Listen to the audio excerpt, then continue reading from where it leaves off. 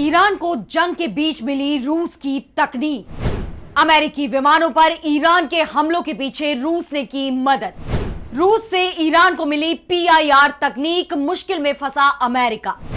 ईरानी आसमान पर दबदबे का ट्रंप का दावा हुआ झूठा साबित। अमेरिका के लड़ाकू विमान और हेलीकॉप्टर अचानक गिरने लगे हैं। अब तक ईरान की मिसाइलें अमेरिकी लड़ाकू विमानों को छू नहीं पा रही थी, लेकिन अब वो धड़ाधड़ अमेरिकी विमानों को गिरा रहा है। सवाल ये उठ रहे हैं कि रातों रात ये चमत्कार कैसे हो गया। अमेरिका अपने जिस F-35 विमान को लेकर गुमान करता था कि भाई हमारा ये विमान दुनिया की किसी भी डिफेंस सिस्टम की पकड़ में नहीं आता है, रडार पर ये गायब रहता है, वो विमान अब ईरान के सामने बेबस हो गया है। ईरान ने अमेरिका के विमानों को मार गिराना शुरू किया तो इजराइल भी घबरा गया। खबर यह आ रही है कि इजराइल ने ईरान पर अपने हवाई हमले रोक दिए हैं। उसके फाइटर प्लेन ईरान से दूर हो गए हैं।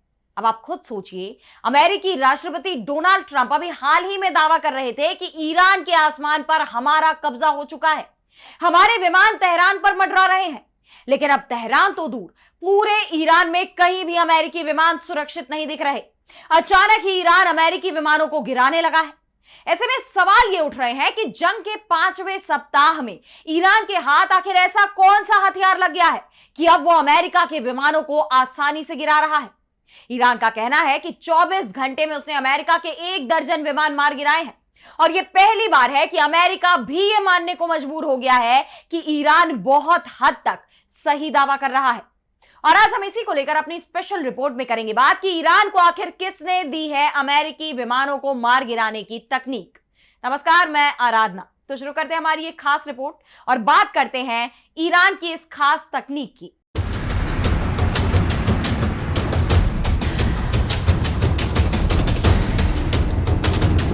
तो ईरान का आसमान इस वक्त अमेरिकी विमानों के लिए काल बन गया है। अचानक ही ईरान की मिसाइलें हवा में उड़ते हुए आती हैं और अमेरिकी विमानों को मार गिरा रही हैं, जिसके बाद से वॉशिंगटन में हलचल मच गई है। सवाल पूछे जा रहे हैं कि अचानक ईरान के हाथ ऐसा क्या लग गया है।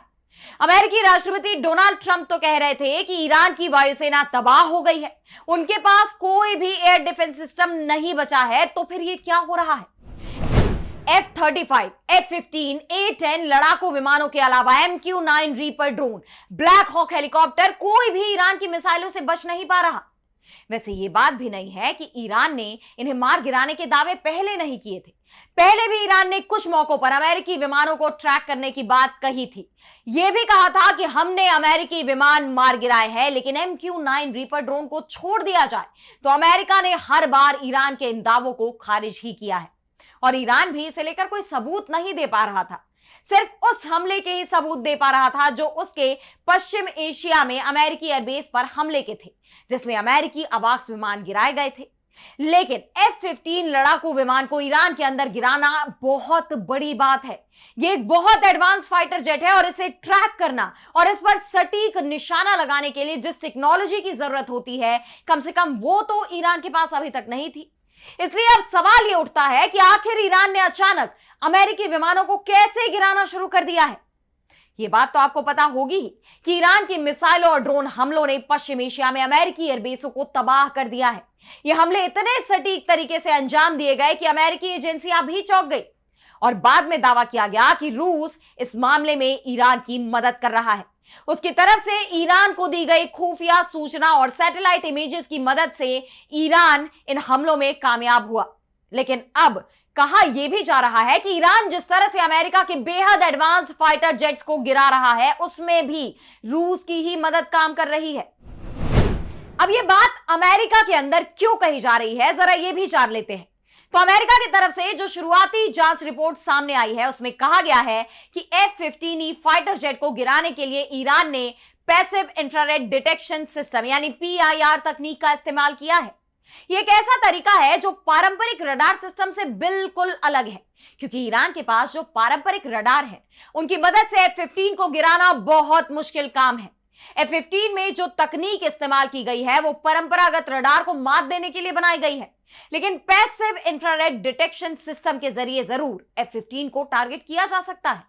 और अब अमेरिकी मीडिया हाउस ABC न्यूज की एक रिपोर्ट में दावा भी किया गया है कि ईरान ने अमेरिकी F-15E स्ट्राइक ईगल को गिराने के लिए शायद पैसिव इंफ्रारेड डिटेक्शन सिस्टम का ही इस्तेमाल किया है। अब अगर ईरान के पास PIR तकनीक आ गई है तो अमेरिका की हवाई ताकत और ईरान के आसमान में उसके वर्चस्व बनाने के दावों पर सवाल खड़े हो गए हैं। ईरान ने अमेरिका का सिर्फ F-15E ही नहीं मार गिराया, बल्कि उसका तो दावा है कि अमेरिका का F-35 भी उसने मार गिराया है। इसके अलावा A-10 फाइटर जेट को भी मार गिराया, जिसके पायलट को सुरक्षित अमेरिकी सैनिकों ने रेस्क्यू कर लिया है। अमेरिका ने भी यह मान लिया है कि A-10 फाइटर जेट क्रैश हुआ है। ईरान के इस पलटवार को लेकर अमेरिकी रक्षा विशेषज्ञ ब्रायन एलन का एक बयान सामने आया है। उन्होंने एक्स पर पोस्ट किया कि पैसिव इंफ्रारेड डिटेक्शन सिस्टम यानी PIR तकनीक से कोई रडार सिग्नल नहीं निकलता है। अमेरिका के इलेक्ट्रॉनिक वॉरफेयर सिस्टम ना तो इसका पता लगा सकते हैं और ना ही इसे जाम कर सकते हैं।